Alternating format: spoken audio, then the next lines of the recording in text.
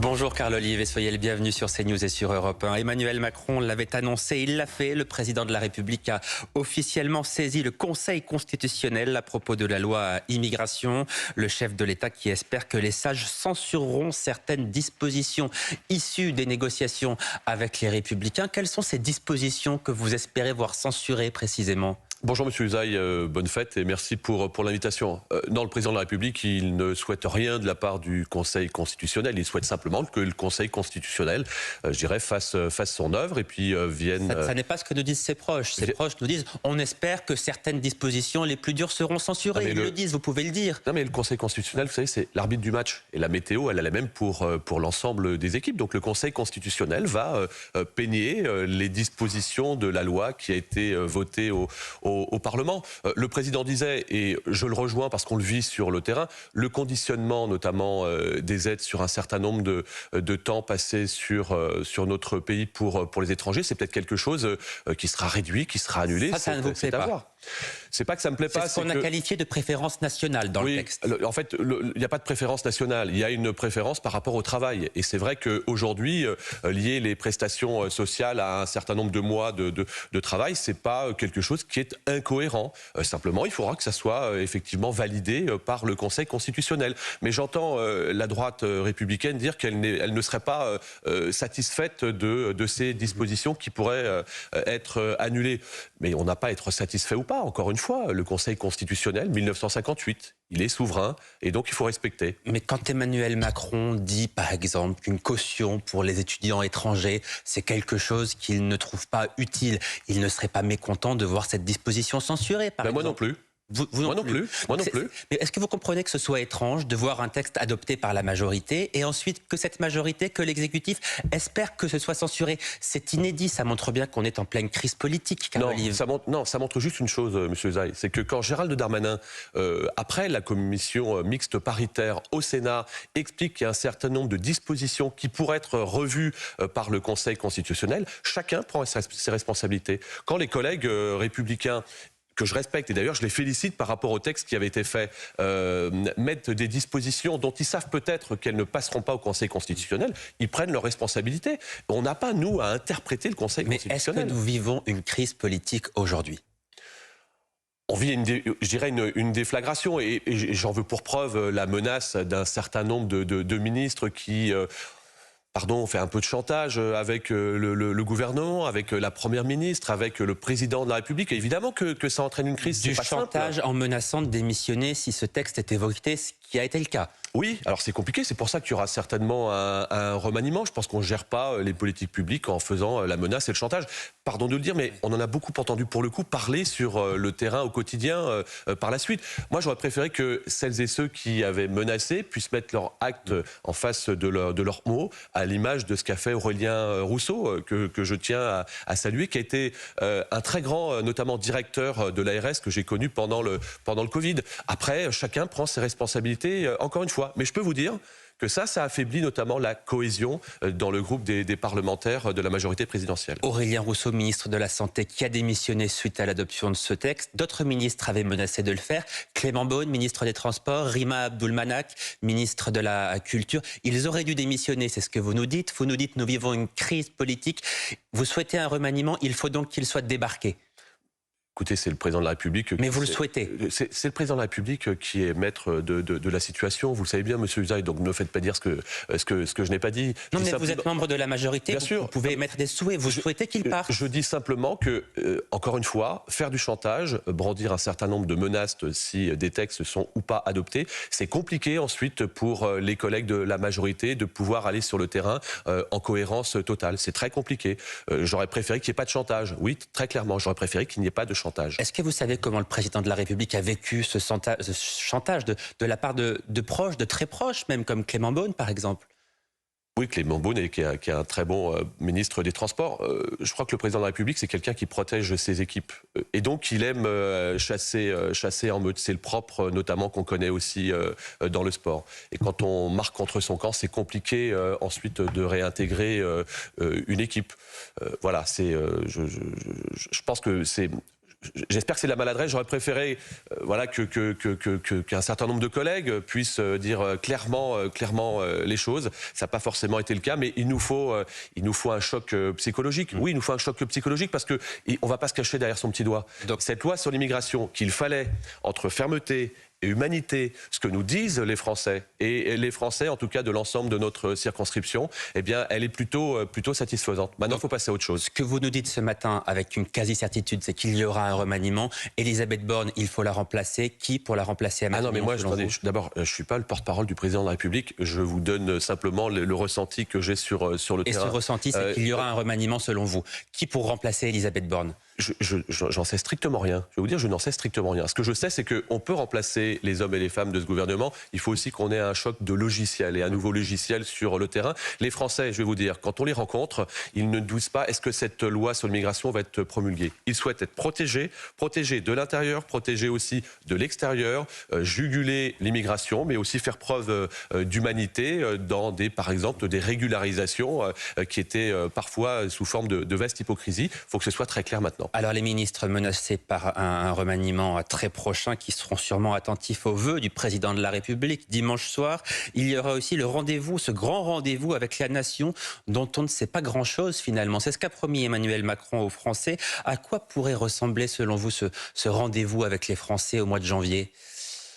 D'abord, quelque chose qui nous rassemble à côté de tout ce qui peut nous diviser. Rappeler que, encore une fois, le pays est plus important que les partis politiques. Je pense que la tambouille politicienne à laquelle on a eu affaire au cours des dernières semaines, notamment sur ce vote de rejet, les Français n'en peuvent plus. J'espère qu'il y aura de la simplification. J'espère qu'il y aura une réforme des institutions, qu'on retrouve par exemple le cumul député-maire qui va réduire cette fracture démocratique. Mais ce grand rendez-vous avec les Français annoncé par Emmanuel Macron, ça sera simplement un grand discours? Mais encore une fois, attendons ce que souhaite partager le président de la République. Il sait très bien où il va, le président de la République. Et puis on a des lois Vous êtes sûr qu'il sait où il va? C'est pas l'impression qu'il donne aux Français. Oui, mais je vous le dis, c'est pas l'impression qu'il donne aux Français, sauf que, je vais vous dire, il y a un gros décalage entre le monde médiatique, entre le monde politicien et la réalité de ce que nous ressentons sur le terrain. Donc moi, je vous le dis, le président, il sait parfaitement où on va. On a des lois d'importance qui vont venir. Je pense à celle du logement. Et le logement, je vous le dis, c'est une cocotte minute, notamment dans nos quartiers. Il n'y aura pas de mixité sociale s'il n'y a pas de mixité de logement. C'est un grand chantier qui nous attend, comme le chantier sur la fin de vie. Carl Olive, un grand rendez-vous avec les Français dans une démocratie, ça porte un nom, ça s'appelle une élection. Mais je crois que les Français savent ce que c'est qu'une élection. Il y a une élection l'élection européenne va arriver. Un grand rendez-vous, ça ne peut pas être une dissolution, un retour aux urnes, un référendum sur l'immigration. Tiens, les Français le souhaitent. Pourquoi ça ne serait pas ça, ce grand rendez-vous? Peut-être. Attendons le président de la République. Je ne suis pas Madame Soleil, vous non plus. Vous souhaitez un référendum sur l'immigration, à titre personnel? Un référendum sur l'immigration? Ah non, je pense que la loi sur l'immigration, ça y est, elle a fait son chemin et je pense qu'on aura des résultats concrets sur le terrain. Mais sur un thème majeur comme celui-ci, à aucun moment on ne consulte directement les Français, à aucun moment on ne leur demande réellement ce qu'ils souhaitent. Mais monsieur Usaï, sauf à ce que je me trompe, il y a quelque chose qui s'appelle les élections présidentielles. Les séquences électorales, c'est fait pour ça. Sur le projet de loi de retraite, page 13 du programme présidentiel, avant les élections présidentielles, c'était bien dedans. Qu'on ne vienne pas de faire des cris d'orfraie par la suite. Vous êtes sûr qu'Emmanuel Macron a été élu sur son programme? Bien sûr qu'il a été élu sur son programme. Il faut arrêter tout cela. Et on le voit bien. Si c'était le cas, il aurait eu une majorité aux élections législatives, vous le savez bien. Oui, mais enfin la majorité. Et moi, je vais vous dire, je me félicite de cette majorité relative. Je me félicite de cette majorité relative parce qu'elle fait vivre la démocratie. Et qu'on le veuille ou non, monsieur Ouzaï, ce qui s'est passé sur la loi sur l'immigration, c'est aussi montrer que nous avons une démocratie vivante dans notre pays. Alors, parlons à présent de ce maire qui a sanctionné des parents d'émeutiers. Lutter contre la délinquance juvénile, l'État s'interroge. Le maire LR de Villeneuve-le-Roi a refusé d'accorder un chèque de Noël à une famille dont l'un des fils est impliqué dans les émeutes de l'été dernier. Vous avez longtemps été maire. Est-ce que vous auriez pu prendre une telle décision ? Non seulement j'aurais pu prendre une telle décision, mais c'est presque la décision que j'avais mise en place en janvier 2022 avec un pouvoir d'achat citoyen, 50 € et 30 € de réduction pour le sport et la culture entre 12 et 17 ans, en échange de quoi? Un comportement normal. Et quand à 2 h du matin, un gamin de 12 ans vient briser un abribus, je suis désolé, mais on doit suspendre et on doit convoquer les parents. Alors là, moi, je salue, parce qu'encore une fois, c'est des aides non obligatoires. Et à l'heure où on a des difficultés dans les collectivités publiques avec les budgets des villes, eh bien, le collègue Didier Gonzalez, le maire de Villeneuve-le-Roi, qui est un maire exemplaire, a fait l'effort de pouvoir donner, entre guillemets, cette initiative de Noël. Ensuite, attendez, excusez-moi, vous avez quelqu'un qui va brûler la hotte du Père Noël et qui derrière veut bénéficier des cadeaux. Là, il arrêter. y a une différence quand même, Carl Olive, c'est que ce jeune, il est majeur, il a 19 ans et il a dit la chose suivante. Ce n'est pas parce que j'ai fait une bêtise que ma mère doit en payer les conséquences. D'accord. Qu'est-ce que vous lui répondez? Je lui réponds que quand on creuse un tout petit peu, c'est que ce monsieur, sauf à ce que je me trompe, il est toujours au foyer avec ses parents. Et c'est la condition par laquelle, avec un foyer composé de 3 personnes, il pouvait bénéficier, cette famille pouvait bénéficier de 60 €. Donc certes, il n'y a pas une responsabilité pénale à l'endroit d'un majeur, mais il y a une responsabilité morale et psychologique. Moi, j'ai des garçons qui sont majeurs. Quand un garçon majeur vit chez moi, je ne vais pas l'applaudir des deux mains quand il rentre après avoir brûlé la police municipale de Villeneuve-le-Roi. Donc moi, je salue finalement cette décision, réciprocité, encore une fois, entre les droits et les devoirs. C'est ce qu'attendent les Français. C'est ce qu'attendent les Français. Et je suis convaincu que la majeure partie des 11 000 habitants de Villeneuve-le-Roi applaudissent des deux mains. Ce qui nous évite d'osciller entre l'impunité, voyez-vous, et puis le laxisme. Carl Olive, l'armée israélienne a encore intensifié cette nuit ses frappes sur la bande de Gaza, des frappes qui vont durer encore de nombreux mois selon Tsahal. La France se dit gravement préoccupée. Elle appelle à une trêve immédiate conduisant à un cessez-le-feu. Un cessez-le-feu et ensuite, que faire? Laisser le Hamas se reconstituer et attaquer à nouveau Israël? Certainement pas. Le Hamas, il faut le dire, c'est une organisation terroriste. Dans la charte du Hamas, il y a l'éradication pure et simple d'Israël. Donc il n'y a pas de sujet par rapport à cela. Après, évidemment, et je crois que tout le monde en est conscient, le Hamas, c'est pas la Palestine. La Palestine, c'est pas le Hamas. Et il faut évidemment trouver une issue qui soit une issue. Mais on peut pas imaginer une issue avec le Hamas au cœur de l'enjeu. Et c'est ce que vous dites à l'instant. Et je vous rejoins. Maintenant, soyons vigilants. Les populations civiles n'ont rien à faire dans ce conflit. Oui, mais Carl Olive, c'est une chose d'être vigilant, comme vous le demandez ce matin, c'est une autre d'appeler à un cessez-le-feu, comme le fait la France. Appeler à un cessez-le-feu pose la question suivante: comment est-ce qu'on anéantit le Hamas sans les armes?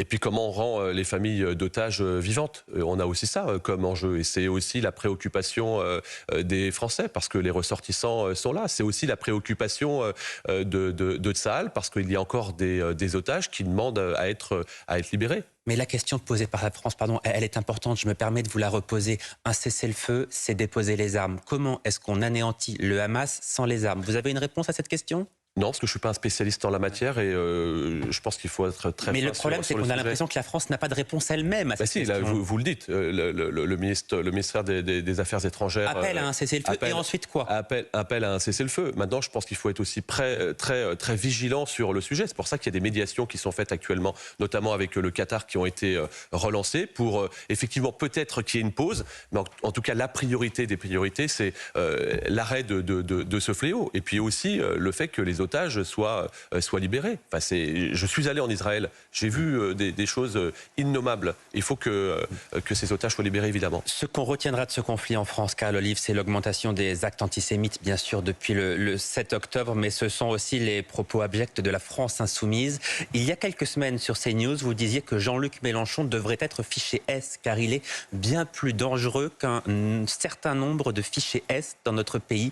Vous redites la même chose aujourd'hui? Je redis la même chose. Je pense qu'un certain nombre, je ne généralise pas, mais un certain nombre de personnes de la France insoumise, Jean-Luc Mélenchon, sont des dangers pour la société. Vous ne mesurez pas les dégâts qui sont occasionnés avec des mensonges qui sont traduits comme vérité, notamment dans nos quartiers populaires, où la diversité fait son œuvre. C'est insupportable. Et oui, c'est très dangereux. Moi, les 2 dernières menaces de mort que j'ai eues, et je ne suis pas le seul, et je ne m'en plains pas, sont l'émanation de militants de la France insoumise. C'est insupportable. Quel genre de danger précisément est-ce qu'il représente, Jean-Luc Mélenchon? Est-ce qu'il faut encore débattre avec lui, par exemple? Je vais vous donner juste un tout petit exemple. J'ai pu discuter dans les quartiers avec des amis originaires de la diversité. J'ai été pris en flagrant délit de méconnaissance totale sur le projet de loi sur l'immigration, reprenant finalement des palabres et des leitmotifs de la France insoumise. Et puis une fois qu'on explique les choses, on s'aperçoit bien que ce sont de véritables mensonges. Merci beaucoup, Carl Olive, d'être venu ce matin en direct sur CNews et sur Europe 1. Passez une très belle journée.